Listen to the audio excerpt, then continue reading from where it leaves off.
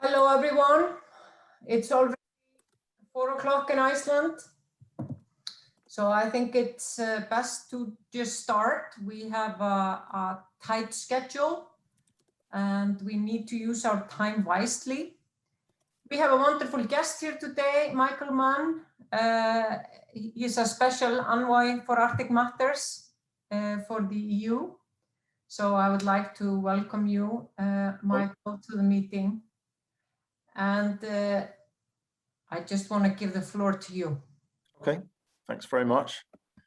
Well, yeah, it's great to see you all. Thanks very much indeed for inviting me to speak to you today.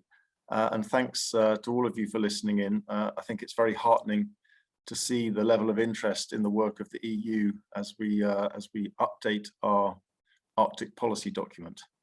My one frustration is that I can't be with you in person or be meeting you up north, but at least with the vaccination program accelerating, we're now seeing light at the end of the tunnel. So hopefully I'll be able to meet at least some of you in person soon. So you've asked me today to explain about the latest developments in our work in Brussels to update the EU's Arctic policy, but more specifically also to look at the role that municipalities can play in the implementation and governance of EU Arctic policy. As some of you probably know, the EU's current Arctic policy is set out in a joint communication that was published in April 2016 called An Integrated European Union Policy for the Arctic. In Arctic terms, of course, 2016 is already a very long time ago, not least when we talk about climate change, which has accelerated alarmingly in the last 5 years. Last year, we saw temperatures reaching 38 degrees in one town in Siberia. We saw wildfires in Russia and across Scandinavia.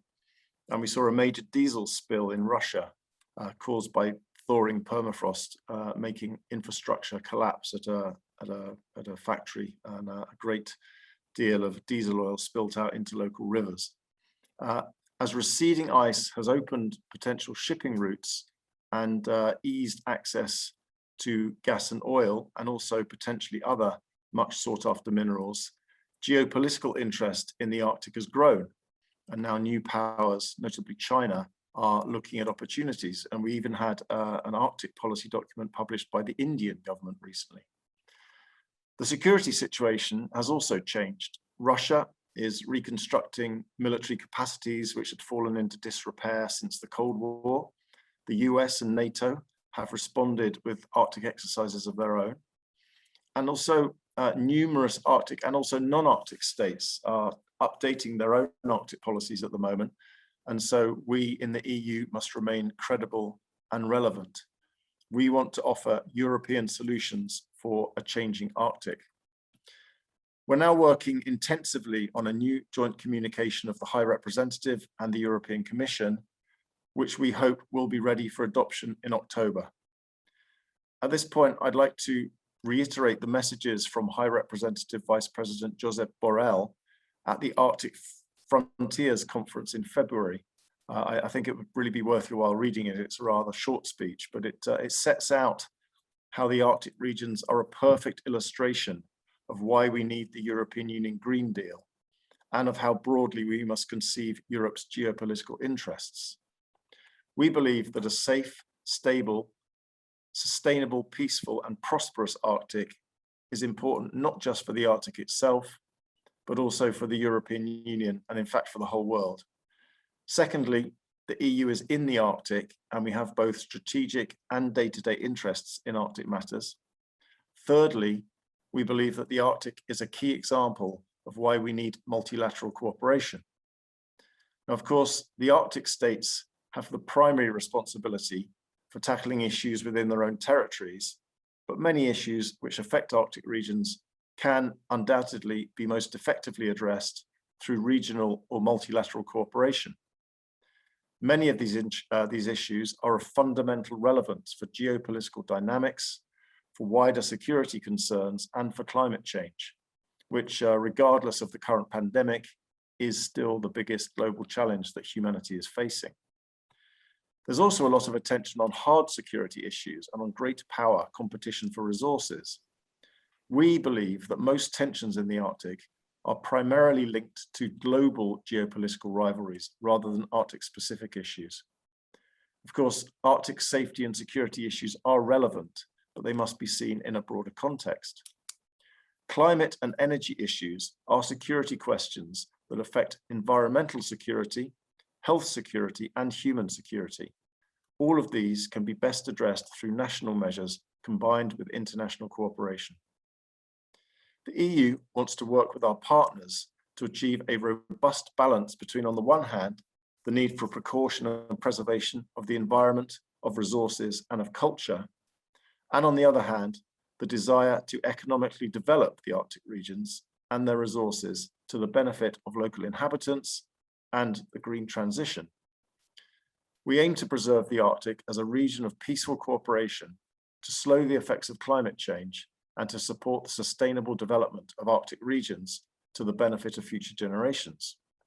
And this is also, of course, to our own benefit in the European Union, as it will help us to deliver the targets defined in the EU Green Deal and the goals of what it calls itself the Geopolitical Commission. In December, we published the summary of the results of last year's public consultation on the EU's Arctic policy. We were very pleased to receive 140 contributions to the consultation, and I'd like to thank the Arctic Mayors Forum for your excellent submission. Having spent 3 years as the EU's ambassador in Iceland, I know full well the vital role played by municipal authorities in the life of Arctic regions, some of which are far from urban centres and their associated infrastructure, and many of which are very sparsely populated. Contributions to our public consultation came in from national governments, both Arctic and non-Arctic, from regional authorities, lobby groups, think tanks, academia, business groups, NGOs, indigenous peoples groups, and private individuals. Now, as you can imagine, with 140 contributions, the input we got was very diverse. But despite the range of views we received, it's clear that most people believe that the 3 main priorities of our current Arctic policy are just as valid today as they were 5 years ago. And if anything, they've become more urgent. These are, of course, the fight against climate change and the need for environmental protection, sustainable development, and the need for international cooperation. Our actions must, of course, also be based on cutting-edge science and research, and must take full account of the interests, opinions, and knowledge of Arctic residents, in particular the indigenous populations. The input from the consultation is being fed into our work on the updated policy, along with a study that we're due to receive in the coming days into the concrete impact of our current Arctic programs. It's my hope that through enhanced European engagement, we can inspire and stimulate a robust but green transition where the Arctic regions can showcase future compatible job creation in carbon neutral energy, in sustainable extractive industries, including minerals, which will be important for the green transition, in e-based learning, in tourism, green technologies, fisheries, agriculture, and the like. And the list is very long. Here, at this point, I think it's also important for me to make the point that the EU can only do so much.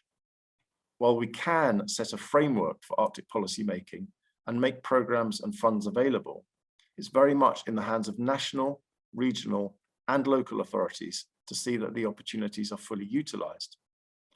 It's a feature of the Arctic political architecture that it has several layers and it's not concentrated in just one or a few fora. National legislation and exclusive economic zones constitute the main pillar for most activities in the Arctic regions. But bilateral, regional, and multilateral arrangements also play an essential role. The EU's Arctic engagement takes place via the Arctic Council, the Barents Euro-Arctic Council and its sister, the Barents Regional Council, not to forget the Northern Dimension partnerships, the cross-border cooperation programs, and the key UN conventions and organizations. And this happens, of course, in combination with the EU's own programs and initiatives, as well as via dialogue with all parties interested in Arctic matters. Multinational scientific consortia work together in Horizon-funded Arctic research programs. The Northern Periphery and Arctic Programme and the Aurora Programme under Interreg support entrepreneurs both locally and working together across national borders. The European Investment Fund and the European Innovation Council can provide seed funding for innovative new projects. Many local and regional authorities and enterprising entrepreneurs have proved highly adept at tapping into EU programs. Again, I remember from my time in Iceland, the incredible number of startups which had received funding and support from EU programs such as Horizon 2020. So even if national authorities are by definition the EU's primary interlocutor, we welcome input from parliamentarians, from regional and local authorities, as well as NGOs, business organizations, and other Arctic stakeholders. This openness that we have has its most concrete form via the annual Arctic Stakeholders Forum and the Indigenous Peoples Dialogue. And you can also be certain that we're taking very seriously many of the ideas in the numerous submissions to our public consultation from groups representing local authorities and business groups in the High North. The Arctic teams in the External Action Service and in the Commission's DG Mare have now begun the process of drafting our new Arctic policy. But it's not too late. We're still open to continuing a dialogue and hearing about new ideas. So I think on that note, I'll stop talking now, and I'd be delighted to hear your views and have a discussion with you on any points that you want to raise. Thanks very much once again for the kind invitation. Thank you, Michael, for your kind words. I cannot stress enough how important it is to have a good relationship with the EU. And I think it's very important for our organization to have a dialogue with you and your people. I'm pretty sure that my colleagues have questions, and Marie-Louise Renmark. Thank you so much, and hello from Brussels. Hello from Brussels. I think it's necessary what we're now talking about, how to develop different levels to put in the hotspot. What do we have to do to develop the Arctic question? Because it's about safety, but it's also how to get in contact with the local level. Because when you're talking about democracy and developing different areas, and now India, you said, and USA, Russia, all countries are very much involved in the Arctic question, because it's about developing Arctic in different ways. And therefore it's necessary, when we are putting up new programs, we have to put up the local levels, because the local levels has to deal on daily basis with the democracy and developing you can talk about academia, you can talk about the strategy of energy question, security, and so on. So I'm very happy that you are taking time to have this discussion with this networking as we are. So I will put to the agenda that you have to talk very much more about how the local stakeholders can be involved in the shaping of the Arctic future. Thank you.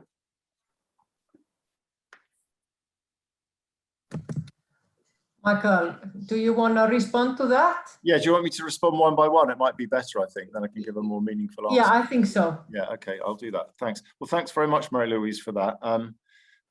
As I said, it's a sort of multi-layered thing, really, the way that we deal with the Arctic. But I think what's become clear to me in all of the outreach that we've done and all the meetings I've had is that there is a feeling in some of the sort of municipality levels that they don't really have enough access to the EU as such. And in a way, that's partly a result of the nature of the beast, in a way. I mean, as I said in my speech, our natural interlocutor is the national level. But we realize that the interests on a local level, particularly in fragile regions like up north, you know, cannot be dealt with without the involvement of the local level. So, I mean, all I can say is that we've had a massive amount of input to our public consultation from local authorities and organizations representing local authorities. I think that we are now much better than we were in terms of, actually interacting with local authorities. We have the regular dialogue, the regular forum. I know that doesn't replace daily contact, but I also think it's fair to say that one thing we've learned, I think, in the process of outreach and in the process of the public consultation is that while everybody recognizes that the EU has done a fantastic job globally on the climate change threat in terms of leading the debate, and that we're very good at multilateralism in international organizations, perhaps we've been talking a lot about sustainable development without actually doing perhaps as much as we could. So it's certainly my aim when we have finished drafting the paper that we will have much more of a sort of accessible piece of paper, document, where people can actually see the opportunities that are available. And it is very much in the hands of the regional and local authorities, I think, to interact with their national authorities. We can only sort of set the framework there, but I want it to be much more transparent, the opportunities that we offer in our EU Arctic policy in the future. The current document is a bit dense and a bit general. I want to actually be able to sort of offer a menu of potential things that people can do. Now, my great frustration, as I said, not only because I like visiting Arctic regions, but it is a great frustration that I've been doing this job for just over a year and I haven't left Brussels once. So obviously it's all very well to meet people on Zoom and to read documents and so forth, but there's nothing quite like being in place and actually seeing the reality of the sort of challenges that you face. So, I mean, I'm hoping that I've had my first vaccination and I'm hoping that we might actually be able to travel and see things firsthand. I have a certain amount of experience of Arctic issues from my previous life, but nothing quite replaces going there in person and seeing what it means for real. And a final point, I mean, we are talking about providing possible funding and possible programs for people in Arctic regions.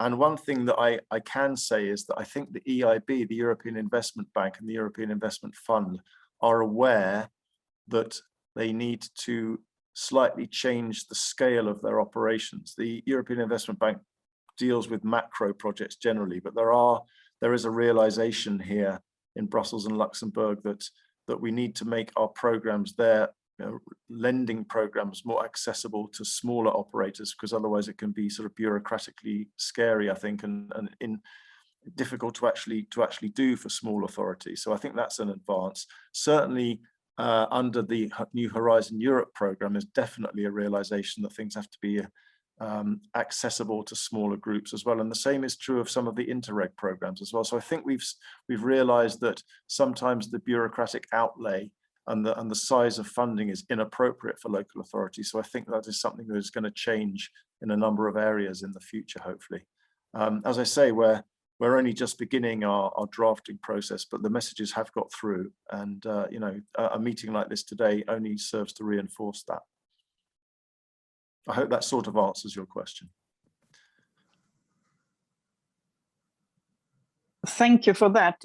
May I just tell you a little bit about, I was last week I'm a part of the committee of the region, and we had a lot of discussion. I've had that for the last year about what is happening around in Europe, and also concluding to the rest of the world. And all the questions are landing down in the local area. It doesn't matter what you're talking about. So that's, I hope we can put something into the new agreement that we really take care of what is happening on the local level. Because if you're talking about sustainability, no matter if it's the climate change, talking about the energy or sustainability between the people, look what is happening now in Ukraine. This week, we have to talk about it, and everything is happening exactly where you are living or where you are making a decision, and then you can put it on different levels. It's like an overview plan, and every overview plan, it's about something directly where you are living as a neighbor. Yeah. So thank you for your answer, and I We'll cross my finger for the future. Thanks for the question. Thank you, both of you. Catherine Allenskär. Yes, thank you. I work also for the City of Umeå in Sweden, and I'm a civil servant, and I am doing the everyday civil servant job. And when you mentioned that we can cooperate within the Interreg instruments, the Northern Periphery, Arctic, and also the new Interreg Aurora. I do have a question regarding who is eligible to apply for money from different financial instruments around the circumpolar area. The Arctic Maize Forum, we have members from more countries than just Scandinavia and so on, Iceland and so on. So would it be possible in the future to expand circumpolar countries to join the programs? Is my question. Thanks for that question. It's an interesting one because I mean, I'm not a massive expert on every single program that we do, but I mean, I happen to know that in a number of these programs, it is already open to non-European Union member countries. I know, for example, that Canada has even benefited from some of the Interreg programs. I know that Northern Ireland and Scotland used to benefit before the United Kingdom took the decision to leave the EU. And even Russia has made an application to be a full member of the Northern Periphery and Arctic program. So, I mean, the answer is it depends what program you're talking about, but it isn't merely limited to European Union member states. That's, I think, the sort of the joy of these programs. They're supposed to be cross-border and also integrating people not only from within the EU, but also from outside. So, you know, I mean, if you have a more specific question about a particular program, I'd have to ask my colleagues exactly what the eligibility criteria are. But in general, most of these Interreg things are open to non-EU countries. And also the same goes for Horizon. We have partner countries outside of the European Union. I mean, I talked about my time in Iceland, and Iceland had got tremendous benefits out of Horizon 2020. So, you know, it depends on the program. But what I'll do is I'll stick my email address in the chat, so that if anyone has any specific questions, then please feel free to send them to me. And I wouldn't claim to be an expert on everything, but I probably know someone who is an expert on everything, so I can pass. Yeah, but it tends to be that it is restricted to like 10%. Or it's just a smaller amount of the budget that can go to other non-European countries. And that can be a challenge because when you make, now I'm very down to everyday work, but like the AMF, we have members from Greenland, Canada, you mentioned, and I'm very happy to hear that Russia has applied, because it usually takes quite a long time to get the Russians into these programs. Mm-hmm. But anyway, that is what I would like you to just bear. Sure. I mean, if you've got a specific thing, I've stuck my email address in the chat. So if anyone has a specific question about a specific program, don't hesitate. Thank you. Thanks. Thank you, Catherine. And please write down Michael's email if you want to ask questions. I remember almost, 17 years ago, I was working on a project from the Northern Periphery plan, and that is a European Union plan, but we could participate in it, the non-European Union countries. And as Michael mentioned, Iceland has gotten a lot of money from Horizon 2020 and all these smaller funds that we have participated in for the last 20 years or so. I think it's fair to say that a number of European Union member countries wish they were as good at getting EU funds as Iceland is, because Iceland's a bit of an expert. So I'm sure you could offer your expertise around Europe. And we believe that everyone else is an... You're wrong. You're wrong. You're definitely wrong. That's good to hear. Yeah. Please, colleagues, do you have more questions? And it's not on everyday basis that we have a person like Michael on at a meeting with us. I'm pretty sure that you have more questions. Brandur, how is Greenland? Oh, Päivi, please. Hello, my name is Päivi Laajala, and I come from Finland, from Oulu. So some of Arctic mayors, cities come from EU members countries. Some of us come from non-EU Arctic Council members countries. And how can the cities and municipalities like we, Arctic Mayors Forum, contribute when EU working in circumpolar level? I hope so that, yeah, maybe you understand what I say. Yeah, yeah. Again, I mean, the European Union is rather a kind of large beast in a way. We have, I mean, for example, when we're working in the Arctic Council, we have different parts of the European Commission working in different working groups and different expert groups of the Arctic Council. Mm-hmm. So, you know, it is rather hard to pin down who the correct contact person is. I mean, again, the issue is that, you know, the natural interlocutor of the EU is a national authority. And so I suppose the first protocol you should have is lobbying your national authorities. I mean, for example, in the example of Finland, the good thing about the sort of Arctic diplomatic community is that it's actually rather a small community and people know each other. For example, the Finnish Arctic ambassador, Petteri Vuomäki, is a former colleague of mine and a very super person as well. So, I mean, he is remarkably accessible. So I think, you know, one way of doing it is actually to lobby successfully via your national authorities.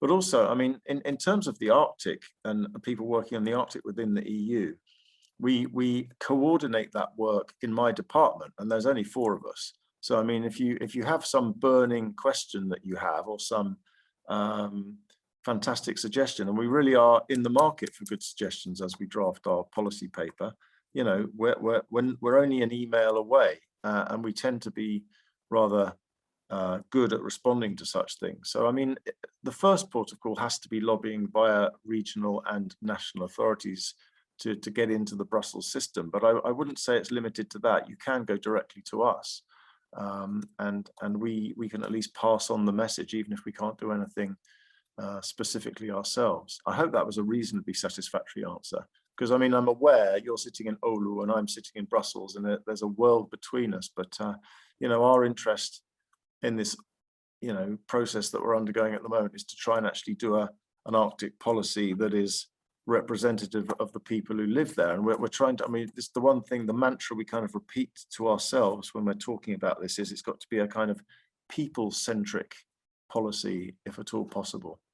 And what better representation of people is there than people who actually live in the Arctic regions? I mean, I know that the Norwegians recently published their Arctic paper, and they had this concept of livability, and that's something that we've really kind of taken on board a little bit, that it's all about communities actually wanting a future. It's all very well to think in macro terms about saving the world through the Paris process, but there's also a lot of important business on the local level to try and give people jobs and futures as well. Thank you both. Anne.